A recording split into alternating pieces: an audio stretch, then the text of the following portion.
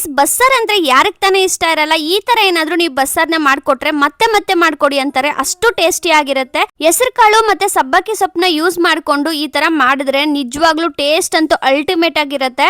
So ಒಂದ್ಸತಿ try ಮಾಡಿ, ಯಾರು ಬೇಕಾದ್ರೂ ಇದನ್ನ ಟ್ರೈ ಮಾಡಬಹುದು. ತುಂಬಾ ಈಸಿಯಾಗಿ ಮಾಡ್ಕೊಡೋದು ಹೇಗೆ ಅಂತ ತಿಳಿಸ್ಕೊಡ್ತೀನಿ. ಅದಕ್ಕಿಂತ ಮುಂಚೆ ನೀವೇನಾದ್ರೂ ಹೊಸದಾಗಿ ನನ್ನ ಚಾನಲ್ ನೋಡ್ತಾ ಇದ್ರೆ ಪ್ಲೀಸ್ ಸಬ್ಸ್ಕ್ರೈಬ್ ಮಾಡ್ಕೊಂಡು ಸಪೋರ್ಟ್ ಮಾಡಿ, ಇನ್ನಷ್ಟು ವಿಡಿಯೋಸ್ ಬರ್ತಾ ಇರುತ್ತೆ. ಈಗ ಮೊದಲಿಗೆ ಹೆಸರು ಕಾಳನ್ನ ತಗೊಂಡಿದ್ದೀನಿ. ನಿಮ್ಗೆ ಕ್ವಾಂಟಿಟಿ ಎಷ್ಟು ಬೇಕೋ ನೋಡ್ಕೊಂಡು ಅಷ್ಟು ತಗೊಳ್ಳಿ. ಸೊ ನಿಮ್ ಪಲ್ಯ ಜಾಸ್ತಿ ಬೇಕು ಅಂದ್ರೆ ಸ್ವಲ್ಪ ಹೆಸರು ಕಾಳು ಸೊಪ್ಪನ್ನ ಜಾಸ್ತಿ ತಗೊಬೇಕು. ಈಗ ಹೆಸರು ಕಾಳನ್ನ ವಾಶ್ ಮಾಡ್ಕೊಂಡು ಅದಕ್ಕೆ ನೀರು ಕೂಡ ಹಾಕಿದ್ದೀನಿ. ಇವಾಗ 2 ಕಟ್ ಆಗುವಷ್ಟು ಸಬ್ಬಕ್ಕಿ ಸೊಪ್ಪನ್ನ ನೀಟಾಗಿ ಬಿಡಿಸ್ಕೊಂಡು ಇದನ್ನ ಸಣ್ಣದಾಗಿ ಕಟ್ ಮಾಡಬಾರ್ದು, ಸ್ವಲ್ಪ ದೊಡ್ಡ ಸೈಜ್ ಅಲ್ಲೇನೆ ಇದನ್ನ ಕಟ್ ಮಾಡಿ ಹಾಕೊಂಡ್ರೆ ಟೇಸ್ಟ್ ತುಂಬಾನೇ ಚೆನ್ನಾಗಿರುತ್ತೆ. ಇವಾಗ ಹೆಸರು ಬೇಳೆ ಜೊತೆಗೆ ತೊಳೆದಿರುವಂತ ಸಬ್ಬಕ್ಕಿ ಸೊಪ್ಪನ್ನ ಹಾಕಿ ಇದಕ್ಕೆ ಅಂದ್ರೆ ಜಾಸ್ತಿ ಉಪ್ಪನ್ನ ಹಾಕಕ್ ಹೋಗ್ಬೇಡಿ, ನೋಡ್ಕೊಂಡು ಹಾಕಿ. ಯಾಕಂದ್ರೆ ಪಲ್ಯ ತುಂಬಾನೇ ಉಪ್ಪು ಜಾಸ್ತಿ ಆಗ್ಬಿಟ್ರೆ ತಿನ್ನಕ್ಕಾಗಲ್ಲ. ಸ್ವಲ್ಪ ಉಪ್ಪನ್ನ ಹಾಕಿ ಲಿಡ್ ಕ್ಲೋಸ್ ಮಾಡಿ 2 ವಿಸಿಲ್ ಬಿಟ್ಕೊಳ್ಳಿ ಸಾಕು. ಜಾಸ್ತಿ ನುಣ್ಣಗಾಗಬಾರ್ದು, ಜಾಸ್ತಿ ಬೇಯ್ದಿರ ಇದ್ದಂಗೂ ಇರಬಾರ್ದು. ಸೊ 2 ವಿಸಿಲ್ ಮಾತ್ರ ಇಟ್ಕೊಳ್ಳಿ ಸಾಕು.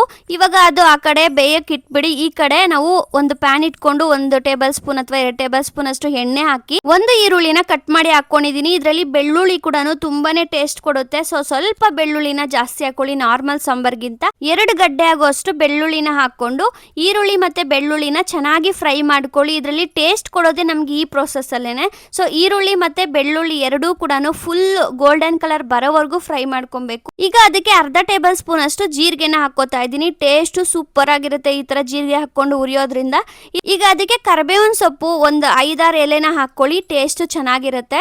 ಸೊ ನೋಡ್ತಿರ್ಬೋದು ಈರುಳ್ಳಿ ಮತ್ತೆ ಬೆಳ್ಳುಳ್ಳಿ ಎಷ್ಟು ಕಲರ್ ಚೇಂಜ್ ಆಗಿದೆ ಅಂತ. ಈ ಕಲರ್ ಬರೋವರೆಗೂ ನಾವು ಈ ತರ ಫ್ರೈ ಮಾಡ್ಕೊಂಡ್ರೆ ನಿಜವಾಗ್ಲೂ ಹೇಳ್ತಾ ಇದ್ದೀನಿ ಟೇಸ್ಟ್ ಮಾತ್ರ ಸೂಪರ್ ಆಗಿರುತ್ತೆ. ಈಗ ಸ್ಟವ್ ಆಫ್ ಮಾಡಿ ಅದಕ್ಕೆ ಸ್ವಲ್ಪ ಹುಣಸೆ ಹಣ್ಣನ್ನ ಸೇರಿಸ್ಕೊಬೇಕು. ತೊಳೆದ್ಬಿಟ್ಟು ಹಾಕೊಳ್ಳಿ. ಹುಣಸೆ ಹಣ್ಣೆಲ್ಲ ಇವಾಗ ಗಲೀಜಾಗಿ ಬರ್ತಾ ಇರುತ್ತೆ. ಸೊ ಆದಷ್ಟು ಕ್ಲೀನ್ ಆಗಿ ಮಾಡ್ಕೊಂಡು ತಿನ್ನೋದಕ್ಕೆ ಟ್ರೈ ಮಾಡಿ ಅಡಿಗೆಗಳನ್ನ. ಈಗ ಹುಣಸೆ ಹಣ್ಣು ನಿಮ್ಗೆ ಎಷ್ಟು ಹುಳಿ ಬೇಕು ಅಷ್ಟು ನೋಡ್ಕೊಂಡು ಹಾಕಿ. ಒಬ್ಬೊಬ್ರು ಹುಳಿ ತಿನ್ನಲ್ಲ, ಒಬ್ಬೊಬ್ರು ಜಾಸ್ತಿ ಹುಳಿ ತಿಂತಾರೆ. ಸೊ ಅದನ್ನ ನೋಡ್ಕೊಂಡು ಹಾಕೊಳ್ಳಿ. ಈಗ ಕಾಳು ಮತ್ತೆ ಸೊಪ್ಪು ಕೂಡ ಬೆಂದಿರುತ್ತೆ. ಒಂದ್ ಕಡೆ ಸೊಪ್ಪು ಮತ್ತೆ ಕಾಳನ್ನ ಬೇಕಿಟ್ಟು ಇನ್ನೊಂದ್ ಕಡೆ ನೀವು ಖಾರಕ್ಕೆ ಏನ್ ಬೇಕೋ ಅದನ್ನ ಈ ತರ ಹುರ್ಕೊಂಡ್ರೆ ಬೇಗನೆ ಆಗೋಗುತ್ತೆ, ಜಾಸ್ತಿ ಏನ್ ಟೈಮ್ ಹಿಡಿಯಲ್ಲ. ಸೊ ನೋಡಿ, ಕಾಳು ಮತ್ತೆ ಸೊಪ್ಪನ್ನ ಸ್ವಲ್ಪ ಜಾಸ್ತಿನೇ ಹಾಕೊಂಡು ರುಬ್ಬಿ. ಸಾಂಬಾರ್ ಜಾಸ್ತಿ ಬೇಕು ಅಂದ್ರೆ, ಕಮ್ಮಿ ಬೇಕು ಸಾಂಬಾರು ಅಂದ್ರೆ ನೀವು ಸ್ವಲ್ಪ ಹೆಸರು ಕಾಳು ಮತ್ತೆ ಸೊಪ್ಪನ್ನ ಹಾಕೊಂಡು ರುಬ್ಕೊಬೇಕಾಗತ್ತೆ. 2 ಹಾಕಿ ರುಬ್ಬಿ ಅವಾಗೆ ಟೇಸ್ಟ್ ಬರೋದು. ಇವಾಗ ನೋಡಿ, ಮಿಕ್ಕಿರೋ ಸೊಪ್ಪನ್ನ ನಾವು ಪಲ್ಯ ಮಾಡ್ಬೇಕಲ್ವಾ, ಅದಕ್ಕೆ ಈ ತರ ಸೋದಿಸ್ಬೇಕಾಗತ್ತೆ. ನೀರೆಲ್ಲಾನು ಫುಲ್ ಸಪ್ರೇಟ್ ಆಗತ್ತೆ ಅಲ್ವಾ, ಆ ತರ. ಅದಾಗೋಷ್ಟೊತ್ತಿಗೆ ನಾವು ಈ ಕಡೆ ಮಿಕ್ಸಿ ಜಾರ್ ತಗೊಂಡು ಹುರಿದಿರೋ ಅಂತ ಈರುಳ್ಳಿ ಮತ್ತೆ ಸೊಪ್ಪೆಲ್ಲ ಏನ್ ತಗೊಂಡಿದ್ವಿ ಅದನ್ನೆಲ್ಲ ಮಿಕ್ಸಿ ಜಾರ್ಗೆ ಹಾಕಿ ಅದಕ್ಕೆ 1 ಟೇಬಲ್ ಸ್ಪೂನ್ ಅಷ್ಟು ಖಾರದ ಪುಡಿನ ಹಾಕೊಳ್ಳಿ. ನಿಮ್ಗೆ ಎಷ್ಟು ಖಾರ ಬೇಕೋ ಅಷ್ಟು ಖಾರದ ಪುಡಿನ ಹಾಕೊಳ್ಳಿ. ಮತ್ತೆ ಸಾಂಬಾರ್ ಪುಡಿನ ಸೇರಿಸ್ಕೊಳ್ಳಿ. 2 ಟೇಬಲ್ ಸ್ಪೂನ್ ಅಷ್ಟು ಸಾಂಬಾರ್ ಪುಡಿನ ನಾನು ಹಾಕೋತಾ ಇದ್ದೀನಿ. ಕ್ವಾಂಟಿಟಿ ಮೇಲೆ ಡಿಪೆಂಡ್ ಆಗುತ್ತೆ, ಖಾರ, ಉಪ್ಪು ಮತ್ತೆ ಸಾಂಬಾರ್ ಪುಡಿ ಎಲ್ಲ. ಸೊ ಅದೆಲ್ಲ ನೀವು ನಿಮ್ಗೆ ಎಷ್ಟು ಟೇಸ್ಟ್ ಬೇಕು ಅಂತ ನೋಡ್ಕೊಂಡು ಅದನ್ನ ಮಿಕ್ಸಿಗೆ ಹಾಕೊಳ್ಳಿ. ಚೆನ್ನಾಗಿ ನುಣ್ಣಗೆ ಈ ತರ ಪೇಸ್ಟ್ ತರ ಮಾಡ್ಕೊಳ್ಳಿ. ಈಗ ಸಾಂಬಾರ್ಗೆ ಖಾರ ರೆಡಿ ಆಗಿದೆ. ಒಂದ್ ಕಡೆ ಪ್ಯಾನ್ ಇಟ್ಕೊಂಡು 2 ಟೇಬಲ್ ಸ್ಪೂನ್ ಅಷ್ಟು ಎಣ್ಣೆನ ಹಾಕೊಂಡು ಒಂದ್ ಸ್ವಲ್ಪ ಸಾಸಿವೆ ಕೂಡ ಸೇರಿಸ್ಕೊತಾ ಇದ್ದೀನಿ. ಸಾಸಿವೆ ಚಿಟಪಟ ಅಂದ್ಮೇಲೆ ಅದಕ್ಕೆ ಹಸಿ ಕರಿಬೇವಿನ ಸೊಪ್ಪನ್ನ ಹಾಕ್ತಾ ಇದ್ದೀನಿ. ಈ ತರ ಬಸ್ಸಾರ್ ಮಾಡಿದಾಗ ಹಸಿ ಕರಿಬೇವಿನ ಸೊಪ್ಪು ಹಾಕಿದ್ರೆ ನಿಜವಾಗ್ಲೂ ಟೇಸ್ಟ್ ಚೆನ್ನಾಗಿರುತ್ತೆ. ಒಂದ್ಸತಿ ಟ್ರೈ ಮಾಡಿ ನೋಡಿ. ಇವಾಗ ಕರಿಬೇವಿನ ಸೊಪ್ಪು ಫುಲ್ಲು ಕಪ್ಪಗಾಗೋವರೆಗೂ ಬಿಡಬಾರ್ದು. ಹಾಕಿದ ತಕ್ಷಣ ಸ್ವಲ್ಪ ನಾವು ರುಬ್ಬಿರೋಂಥ ಖಾರನ ತಗೊಂಡು ಈ ತರ ಹಾಕೊಂಡು ಆಮೇಲೆ ನೀವು ಫುಲ್ ಖಾರನ ಹಾಕೊಳ್ಳಿ. ಯಾಕೆ ಅಂದ್ರೆ ನಾವು ಒಂದೇ ಸತಿ ಅದನ್ನ ಹಾಕಕ್ ಹೋದಾಗ ನಮ್ ಕೈಗೆ ಎಣ್ಣೆ ಎಗರ್ ಬಿಡುತ್ತೆ. ಸೊ ನೀಟಾಗಿ ನೋಡ್ಕೊಂಡು ಮಾಡಿ, ಹುಷಾರಾಗಿ. ಸೊ ಇವಾಗ ಖಾರ ಎಲ್ಲ ಹಾಕಾದ್ಮೇಲೆ ನಾವು ಇವಾಗ ನೀರ್ ಸೋದ್ಸಕ್ ಇಟ್ಟಿದ್ವಲ್ಲ ಸೊಪ್ಪಲ್ಲಿ, ಆ ನೀರ್ನ ಮಿಸ್ ಮಾಡದೆ ನೀವು ಸಾಂಬಾರ್ಗೆ ಹಾಕ್ಬೇಕು. ಯಾಕೆ ಅಂದ್ರೆ ಅದರಲ್ಲೇ ನಿಮ್ಗೆ ಟೇಸ್ಟ್ ಇರುತ್ತೆ. ಯಾಕಂದ್ರೆ ಹೆಸರು ಕಾಳೆಲ್ಲ ಬೆಂದಿರುತ್ತೆ ಅಲ್ವಾ, ಆ ನೀರಲ್ಲಿ ಅದ್ರ ರಸ ಎಲ್ಲ ಇಳ್ದಿರುತ್ತೆ. ಸೊ ಅದಕ್ಕೆ ಆ ನೀರನ್ನ ಮಿಸ್ ಮಾಡದೆ ನೀವು ಸಾಂಬಾರ್ಗೆ ಹಾಕೊಳ್ಳಿ. ಇನ್ನ ಮಿಕ್ಸಿ ಜಾರ್ಗೆ ಸ್ವಲ್ಪ ನೀರ್ನ ಹಾಕೊಂಡು ಎಲ್ಲ ಖಾರನು ಹಾಕೊಳ್ಳಿ.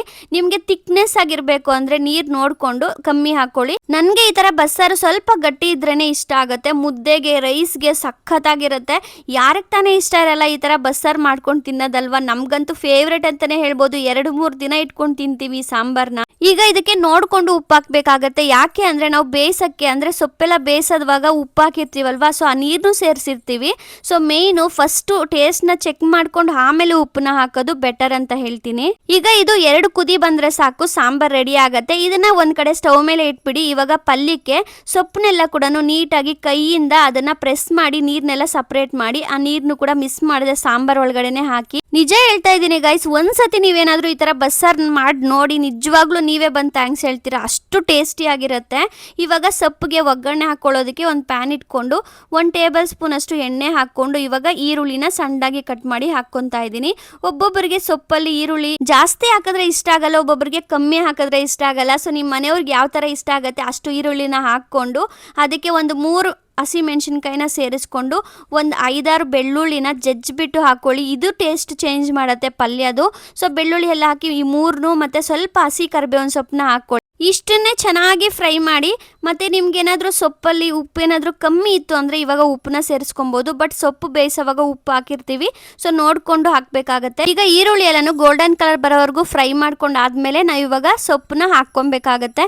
ಹಾಕ್ಬಿಟ್ಟು ಚೆನ್ನಾಗಿ ಕಲಸಿ ಅಷ್ಟೇ, ಸ್ಟವ್ ಆಫ್ ಮಾಡಿಬಿಟ್ಟು ಕಲಸಿ. ತುಂಬಾ ಟೇಸ್ಟಿಯಾಗಿರುತ್ತೆ. ನೋಡ್ತಿದ್ರೇ ಎಷ್ಟು ಚೆನ್ನಾಗಿದೆ ಅಲ್ವಾ, ನೋಡೋಕ್ಕೆಲ್ಲ ತಿನ್ನೋದಕ್ಕೂ ಕೂಡ ಅಷ್ಟೇ ಚೆನ್ನಾಗಿತ್ತು. ಈ ಕಡೆ ಸಾಂಬಾರು ಕೂಡ ರೆಡಿ ಆಯಿತು. ಎಷ್ಟು ಬೇಗ ಮಾಡ್ಕೊಬೋದು ಗೈಸ್. ನೀವು ಒಂದ್ಸತಿ ಟ್ರೈ ಮಾಡಿ. ಹಾಗೆ ನನ್ನ ಚಾನಲ್ನ ಹೊಸದಾಗಿ ನೋಡ್ತಿದ್ರೆ ಪ್ಲೀಸ್ ಸಬ್ಸ್ಕ್ರೈಬ್ ಮಾಡ್ಕೊಳ್ಳಿ. ಡೈಲಿ ಒಂದು ವೀಡಿಯೋಸ್ ಬರ್ತಾ ಇರುತ್ತೆ, ಫುಡ್ ವೀಡಿಯೋಸ್. ಸೊ ನಿಮಗೂ ಕೂಡ ಹೆಲ್ಪ್ ಆಗುತ್ತೆ. ಬಾಯ್.